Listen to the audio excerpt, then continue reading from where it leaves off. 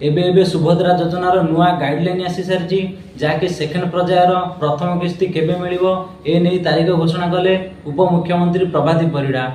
तो प्रभाती परिड़ा आज स्वतंत्र साक्षात्कार आसी कनक न्यूज द्वारा कहते जे आगामी 9 तारीख रे सेकेंड पर्यायर प्रथम किस्ती मिलवाक जाउची ए सुभद्रा टंका। तो दर्शक बंधु केते लोक मिलिबो एवं को जगार आर उद्घाटन हबो किए करिवे ए टॉपिक रे आमे आगु जानिबा। ता पूर्व मु कहि रखुची नमस्कार, स्वागत जनाउची मो D public support YouTube channel को। एबे 15 मिनिट पूर्व स्वतंत्र साक्षात्कार आसी कनक न्यूज द्वारा प्रभाती परिड़ा कहते जे आगामी 9 तारीख रे सेकेंड पर्यायर प्रथम किस्ती मिलवाक जाइए। सुभद्रार सेकेंड फेज रो प्रथम किस्ती बारिपदा सुभद्रा क्षेत्र में उद्घाटन करने को जाउछंती। आगामी 9 तारीख रे मुख्यमंत्री मोहन चरण माझी ए नहीं बड़ अपडेट देइछंती उपमुख्यमंत्री प्रभाती परिड़ा। तो प्रभाती परिड़ा को प्रश्न थिला जे केते लक्ष हिताधिकारी को ए सेकेंड पर्यायर प्रथम किस्ती मिलिबो। से मध्य कहते जे 7 तारीख भितर जेतिक भी हिताधिकारी एथरे आवेदन करछंती समस्त को सुभद्रार प्रथम किस्ती मिलिबो ए सेकेंड पर्यायर। से मध्य कहते जे 40 लाख रु ऊर्ध्व हिताधिकारी अकाउंट को ए सुभद्रार सेकेंड पर्यायर प्रथम किस्ती पठा जिवो एवं आगामी पर्याय को आउ कम लोक रहिबे जहाँकि 1 कोटी पूरण हबा पई। आउ एक बड़ अपडेट देइछंती उपमुख्यमंत्री प्रभाती परिड़ा।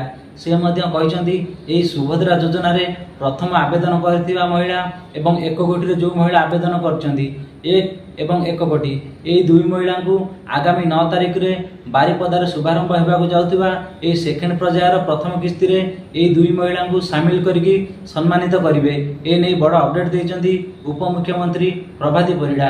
पूर्व जहाँ गाइडलाइन थिला जे ए पर्याय क्रमे 25 लाख करके हिताधिकारी अकाउंट को सेकेंड पर्यायर प्रथम किस्ती प्रदान करिवे। तो एबे तार गाइडलाइन संपूर्ण भाव में चेंज सरी। तो एबे सांगे सांगे कनक न्यूज साक्षात्कार रे सीधा प्रसारण देइछंती उपमुख्यमंत्री प्रभाती परिड़ा। से मध्य कहते जे 7 तारीख मध्य जेतिक भी महिला आवेदन करथिबे तांकु आगामी 9 तारीख रे सुभद्रार प्रथम किस्ती पठा जिवो ए सेकेंड फेज रो। जो हिताधिकारी माँ भौणी माने मोर ए वीडियोटी को देखुचंती तो जदि से माने सुभद्रार आवेदन करनांती निहाती भाव में 7 तारीख भितर से माने जाई आवेदन कर दियंतु। जदि आपण मानकु 9 तारीख रे सेकेंड पर्यायर शामिल होबाक अछि तो आपण माने 7 तारीख पूर्व ए सुभद्रार आवेदन करिनंतु। निहाती भाव में आपण मानकु 9 तारीख रे ए सेकेंड पर्यायर प्रथम किस्ती मिलिबो ए नै बड़ अपडेट देइछंती उपमुख्यमंत्री प्रभाती परिड़ा। आगामी 9 तारीख रे मिलिबाकु जाउथिबा ए सुभद्रार सेकेंड पर्यायर प्रथम किस्ती केते हिताधिकारी अकाउंट को जीवो ताहा एबे घोषणा करिनांती मंत्री।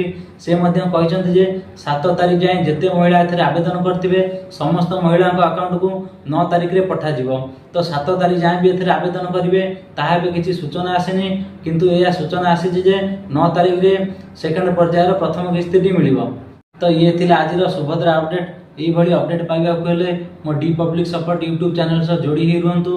आगामी दिन में जहाँ भी सुभद्रार किसी अपडेट आसे गाइडलाइन चेंज हुए मो D public support YouTube channel द्वारा आप सीधा प्रसारण पाइपर। वीडियोटी भल लगिले जदि भी मोर वीडियोटी आपंकर टिके हेल्पफुल हुए निहाती भाव में लाइक करेंगे, शेयर करेंगे। जदि भी मो यूट्यूब चैनल रे नुआ करी वीडियो देखुंती निहाती भाव में गोटे सब्सक्राइब करेंगे। रोची नमस्कार।